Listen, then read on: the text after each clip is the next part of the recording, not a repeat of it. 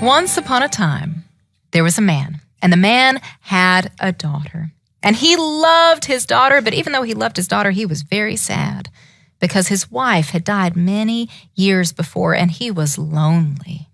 But after a while, the man, he fell in love with another woman, and he fell in love with her hair. He fell in love with her face, and he had made a bad choice because this woman did not like the little girl. And of course, to the man's face, she was very nice. Oh, my babushka, you come here. Love. But whenever the man had left, as soon as he shut the door, she would beat the girl. She would talk down to the girl. She would tell the girl to go away, go. Well, this went on for quite some time, until one day the man found that he had business to do out of town, and he said goodbye to the family. He said, oh, goodbye, my daughter. Oh, I love you so much. Oh, goodbye, my wife. Oh, look at your hair. Oh, oh, bye-bye. And he left, went out and shut the door, and as soon as he shut the door, the stepmother turned around and said, you girl, you come here. And the girl, she walked over. She said, I want you to go over to your auntie's house, my sister. You go over to your auntie's house and you go and get a shirt. You need a fresh shirt. You go and get a shirt. Well, the girl, she was terrified because she knew that this woman's sister was the Baba Yaga. Baba Yaga, the bony-legged, who lived out in the woods and liked to eat little girls. Oh, no, please do not send me to the Baba Yaga's house. You go and get a shirt. And she sent the girl out the door and watched her as the girl started walking out towards the woods. Well, the girl, she was walking and watched the stepmother at the door, and bye-bye. She shut the door. I'll never see her again. And as soon as that stepmother had shut the door, the girl who was walking in the direction of Baba Yaga's house, well, she turned around and headed exactly the opposite direction to her own auntie's house. Oh, auntie, my stepmother, she wants to send me to the Baba Yaga's house, and the Baba Yaga, she will eat me. Oh, no, do not worry. I will tell you how you can survive. Here, when you go to the Baba Yaga's house, you will find a cat. The cat will try to scratch at you, but you give the cat a piece of ham, and she gave the girl a piece of ham. You take the ham. She said, when you go to the Baba Yaga's hut, the Baba Yaga has a dog. You will find a dog there. The dog will try to rip you to shreds, but you give the dog a fresh piece of bread. And she gave her a fresh piece of bread. You'll see what happens. When you go to the Baba Yaga's hut, you will find there is a gate. The gate will try to bar your path, but you take this vial, and she gave her a vial of oil. She said, you take that oil and you pour it on the hinges. You see what happens when you go to the Baba Yaga's hut. You will find a birch tree. The birch tree, the branches will try to lash at your eyes, but you take this. And she gave the girl a ribbon. She said, you tie that around the base of the tree. You see what happens. Now you go. And the girl, she left her own auntie's house, and she went walking out into the woods towards the Baba Yaga's hut. And as she walked deeper and deeper into those woods, it got dark. Finally, she came out to where there was a clearing in the deepest part of the woods. And as she walked out, she saw that the roots of those trees looked as if they were bubbling up out from underneath the surface of the ground. And then as she walked further into that clearing, she saw that some of those roots were starting to twitch and move. And she realized that 3 of those roots that were twitching weren't actually roots, but they were the feet of a chicken. And she saw attached to the feet of that chicken was the feathery, stalky leg of a chicken. And resting on top of that feathery, stalky leg of a chicken was the hut of the Baba Yaga. And she saw there was a window in that hut way up high. And she saw through that window, she saw there was a fire glowing from inside that hut.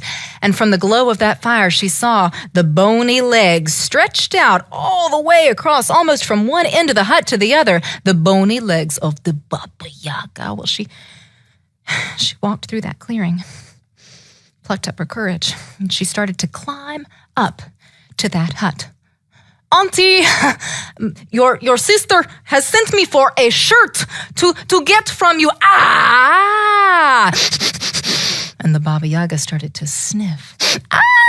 You come in. You come. You need a shirt. Well, you'll need some cloth. So you come over here by the fire. You sit by the fire. Here. And she got her a loom. Here, you weave. You weave by the fire. You make yourself some cloth for a shirt. You sit there. And she walked over to the edge of that room in her hut. And she called over to her maid. And she said, that girl, she is stinky. I want you to give her a bath because I want to eat her. But she's too stinky now. You need to bathe her first. So you go boil some water. You boil the water and you give her a bath, and then I will come back and eat her. You keep weaving, she called out to the girl. Bye-bye. You make her clean. I'll be back. And she shut the door. Well, the girl, she sat there by the fire. She knew that the Baba Yaga was not meaning anything good for her. And she saw the maid who was coming over with logs. She was putting the logs on the fire to make the fire hotter so she could boil up the water to clean her off. So she go, oh, no, do not put more logs onto the fire. No, please, no. And she tried to think of something she could do to distract that maid. And she had a kerchief on. So she untied her kerchief. Everybody pretend like you're untying that kerchief. She took it off. Here is a present. Here is a gift. And the girl, she took that kerchief as if it were the finest thing she had ever seen. Ooh. And she took that kerchief. She put it on. Everybody put it on. And she tied it around her, and she went over to the mirror. Oh, don't I look pretty? Look at me. And she started preening herself in the mirror. Well, the girl was distracted. Oh, the young girl, she looked around. She was trying to find a way out. She didn't want to go out the same way that the Baba Yaga had come in. The Baba Yaga might be waiting right there by the door. And so she looked around, but as she was looking, she saw the two gleaming eyes of something off in the corner. And as it came closer, she saw that they were the gleaming eyes of a cat. And as that cat came closer, its claws were bared, and she could see it was about to scratch at her, but she remembered what her auntie had given her. And so she pulled out a piece of ham, and she threw it to the cat. Everybody, throw your ham at the cat. Oh, and the cat, she ate up all of that ham. Dearie, what do you want? Oh, I must find a way out of this hut. This hut, I must find a way out and away from the Baba Yaga. Oh, girlie, don't you know? I'm a cat. Cats always land on their feet. Look that-a-way. And the cat pointed with its tail over to a spot in the corner of that room. The girl hadn't noticed before, but there was a hole in the bottom of that hut, just the right size for her to slip through. And the cat called out to her, "Don't go yet, dearie." And the cat gave her 2 gifts. She gave the girl a piece of white cloth, and she gave the girl a comb. Now, head on that-a-way. And the girl, she slipped out and jumped out of that hole, through that hole, down, hit the ground, and she started to run. Everybody run. She ran and she ran until she heard, and she heard the sound of some dogs. Oh, and the dogs, they were snarling, they were threatening to rip her to shreds, but she remembered what her auntie had given her. She reached in her pocket and she pulled out a piece of bread. And she threw that at the dogs. Everybody throw the fresh bread at the dogs. And the dogs, get on, girl. And on she ran. Everybody run. She ran until she came to a gate, and the gate, oh, those hinges, they were so rusty. She couldn't even budge. Oh, not even an inch. But she remembered what her auntie had given her, and she pulled out the vial of Oil, yes. And she took that oil and she dripped it onto the hinges. Drip it on. Oh, and that gate, it began to... It swung free as if it had not moved in quite some time, and it sighed as it opened. Go on through, and on she ran. She ran. She could see, she was almost to the edge of the forest, but she could see, there was a birch tree.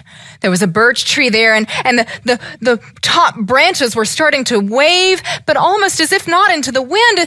It was as if the birch tree were moving on its own, and those branches were starting to lash at her eyes. But she remembered what her auntie had told her and given her, and she pulled out, remember? The ribbon. She pulled out that ribbon, and she tied that ribbon around the base of the birch tree. But I tie the ribbon around the base of the birch tree. And the birch tree, look at my waist. I am so pretty. The way out is that way. And she pointed with her branches in the direction of the girl's home, and she ran. But right at that time, back in the clearing of the forest, the Baba Yaga was coming back into the hut. She opened the door. Ah, my girl. What are you doing with your shirt? Oh, and she looked over. She saw not only that the girl was gone, but the cat had picked up all of the yarn and was there weaving by the fire. Only what does a cat like to do with yarn? It doesn't weave, right? What does it do with yarn? Play with it. And the cat was a tangled mess. And you! She saw her maid, and the maid was still, look, aren't I pretty? She was still, but why did you not stop the girl? Oh, you have never so much as given me an old shirt. She gave me a kerchief. Don't I look nice? You, cat!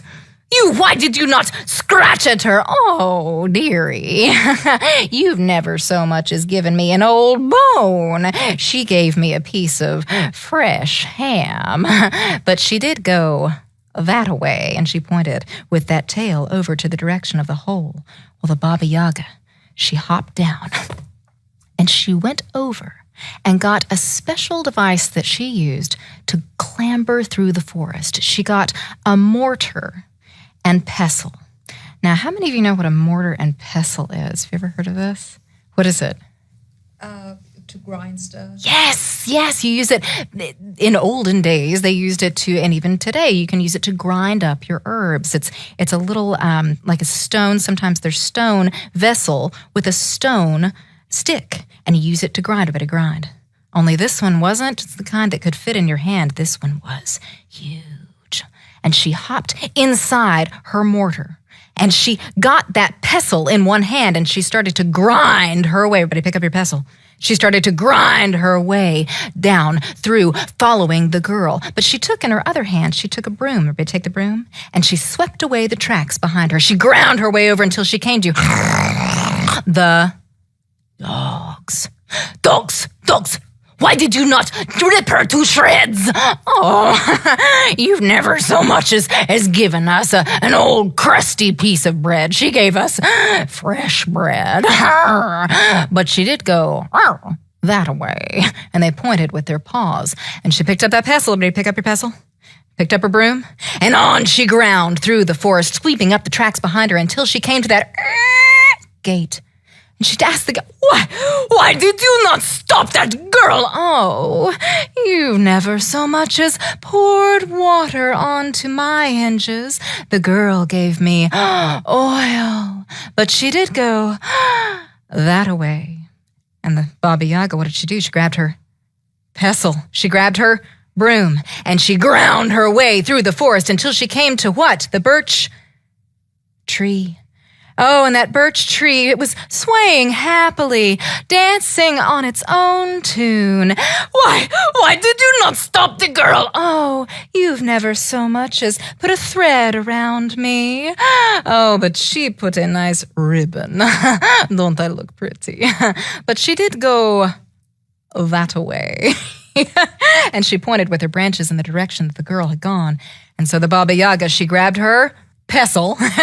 She grabbed her broom, and she started to grind her way in her mortar through that forest. And behind her, she used the broom to sweep up her tracks. And on she ground. And the girl, she was running. Better run. And she could hear the Baba Yaga behind her. She's coming after me. But she remembered she had been given 2 more gifts by the cat. And she pulled out one of those gifts, the white piece of cloth. And she threw it behind her. Everybody throw it behind you. Threw it behind her, and she kept on running. And as that cloth floated down, and as soon as it hit the ground, it became a wide river. And the Baba Yaga, she ground her way as she got closer to that river. She couldn't get across that river.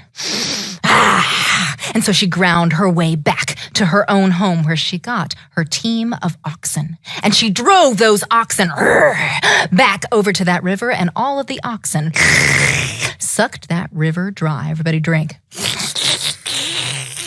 Very good. You make very good oxen.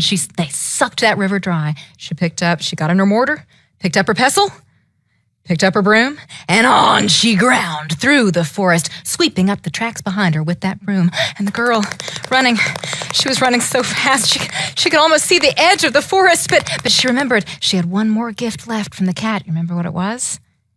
What was it? The comb. Yes, the comb. She picked up that comb. Everybody pick up the comb. And she threw it behind her, and she kept on running. And as that comb came down to the ground, those prongs of that comb, they stuck into the ground. And as soon as they stuck deeply into that fresh earth, they sprung up into brambles and vines, thick trees. And the Baba Yaga, she was in that mortar with that pestle, and she ground her way. Everybody try and grind your way through that forest. And she couldn't get through all of those brambles. She took her teeth, her sharp, pointy teeth, and she tried to claw her way through there. Everybody try and eat that. Do you like to eat wood? Bleh. No, but she couldn't get through, and the girl kept on running. And about that time, back at her home, her father was just coming in the door. Oh, what a good trip. Oh, my wife, Oh, but where is my daughter? Where is my daughter? Oh, your daughter. She went out for a shirt, and I do not know where. Right about that time, the door opened, and therein walked the girl, looking tired, but very much alive.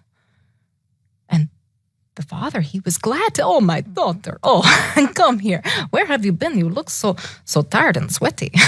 And no one was more surprised to see her than the wife. Oh, my father, I went out because my stepmother sent me out to the Baba Yaga's hut, the Baba Yaga who likes to eat little girls. But I went out to the Baba Yaga's hut, and when I got there, there was a cat. The cat, it tried to scratch me, but I gave the cat a piece of Ham. and it let me go. Then I found some dogs. The dogs tried to rip me to shreds, but I gave the dogs a piece of bread, and they let me go. And then I came to a gate. The gate tried to bar my way to get back to you, but I gave that gate some drops of oil, and the gate, it let me go. And then I came to a birch tree. The birch tree tried to lash at my eyes, but I gave that birch tree a ribbon. Yes, and it let me go. And I kept on running. The Baba Yaga, she was chasing after me, but I took a piece of white cloth. I threw it behind me. It became a river. But the Baba Yaga, she kept on coming. And then I took the last gift, Comb. Very good. I took a comb, and it became a wild forest of brambles. And as far as I know, the Baba Yaga is still trying to tear her way back through those brambles right now. And the father turned and looked at the woman he had married. And it was as if he were seeing her face and her hair for the very first time as they really were. And the father took the mother and took her out, and this is a family story, so I won't tell you what happened. But I will tell you that while that may not have been the last time that the girl saw the Baba Yaga, it was the last time that the girl was ever bothered by the evil stepmother ever again.